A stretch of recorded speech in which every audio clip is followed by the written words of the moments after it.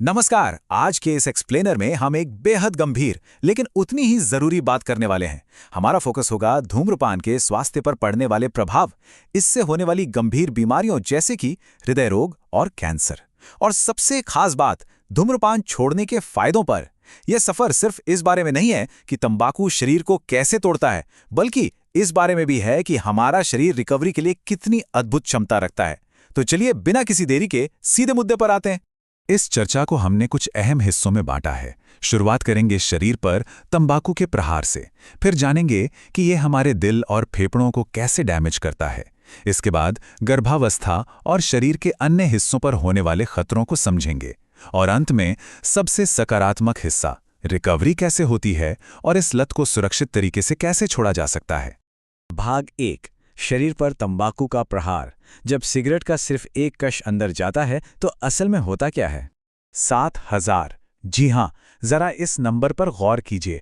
Cigarette के धुएं के सिर्फ एक कश में 7,000 से भी ज्यादा अलग अलग केमिकल्स होते हैं।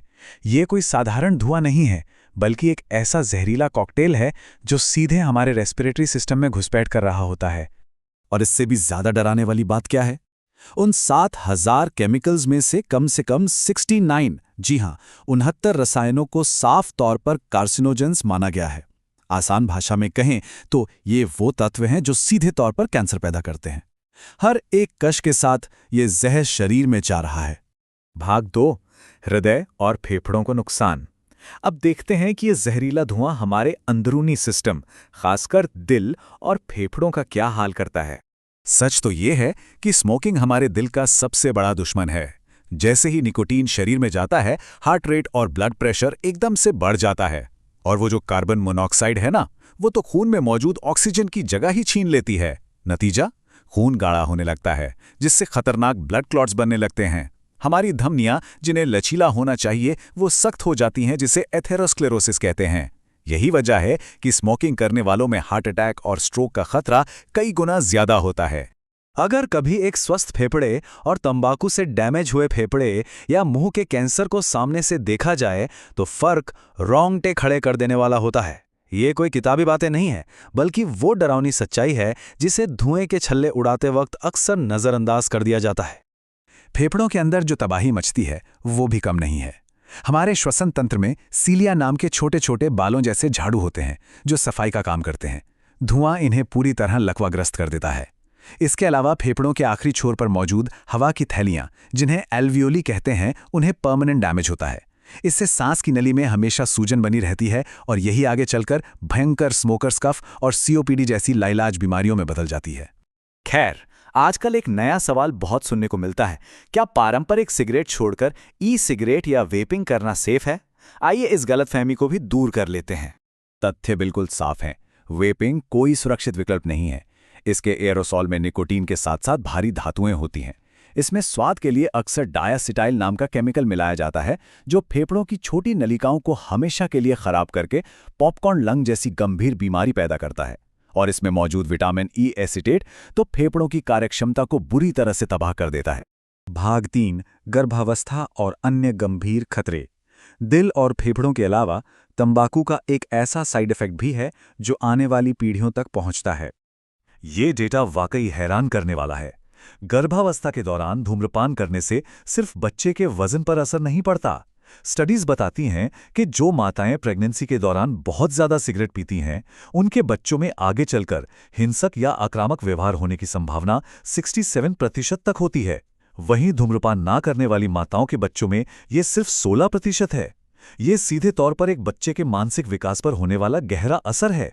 और बात यहीं खत्म नहीं होती। धूम्रपान से शरीर में इंसुलिन का संतुलन बिगड़ता है, जिससे टाइप 2 डायबिटीज का खतरा 30 से 40% तक बढ़ जाता है। ये महिलाओं और पुरुषों दोनों में फर्टिलिटी यानी प्रजनन क्षमता को घटाता है। और तो और ये इम्यूनिटी को इतना कमजोर कर देता है कि शरीर आसानी से निमोनिया और टीबी जैसी बीमारियों की चपेट में आ जाता है। भाग 4, धूम्रपान छोड़ने पर शरीर की रिकवरी। अभी तक हमने डैमेज की बात की, लेकिन अब कहानी का सबसे पावरफुल और पॉजिटिव हिस्सा शुरू होता है। हमारी बॉडी की खुद को हील करने की जादुई ताकत। रिकवरी की टाइमलाइन सच में किसी चमत्कार से कम नहीं है। आखिरी सिगरेट बुझाने के सिर्फ 20 मिनट बाद ही ब्लड प्रेशर नॉर्मल होने लगता है। 12 घंटे के अंदर खून में घुली जहरीली कार्बन मोनोऑक्साइड कम हो जाती है और ऑक्सीजन का लेवल सुधर जाता है। 1 से 9 महीने के अंदर वो जिद्दी खांसी और सांस फूलने की दिक्कत कम हो जाती है। और अगर कोई 10 साल तक इससे दूर रहे तो फेफड़ों के कैंसर का खतरा पहले की तुलना में सीधा आधा रह जाता है, यानी शरीर तुरंत ही रिपेयर मोड में चला जाता है।